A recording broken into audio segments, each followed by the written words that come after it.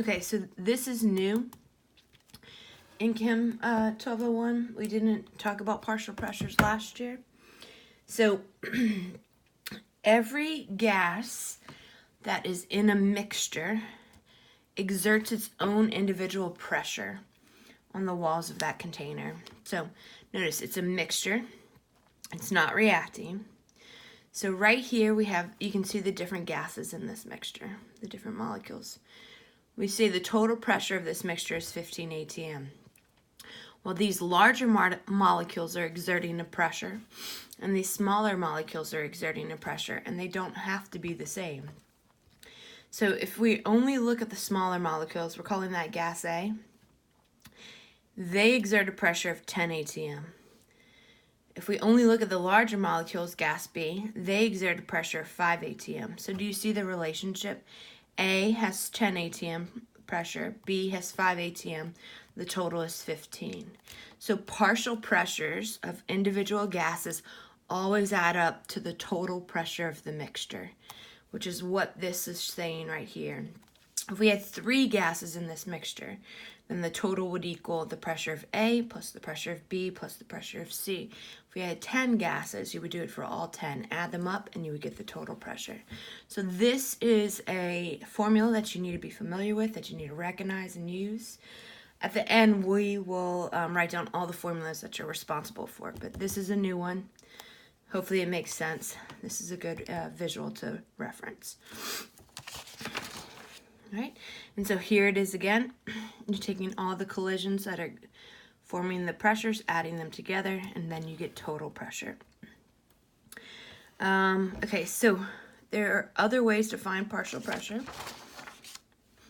Let's say you have gas A, what's in the mixture, and you know the moles of gas A. You don't know the pressure. Well, couldn't you say moles times R times T over V gives you pressure of only A, and that comes from the ideal gas law. Same is true. Maybe you only know moles of B, you don't know pressure. Couldn't you do moles of B times R times T divided by volume and find just pressure of B? Once you know the pressure of the individual gases, add them up and get total pressure. Down here, mole fractions can also help us find partial pressures or total pressures. So I just showed you if we know moles of our individual gases, we can find pressures of them, then we can go to total pressure.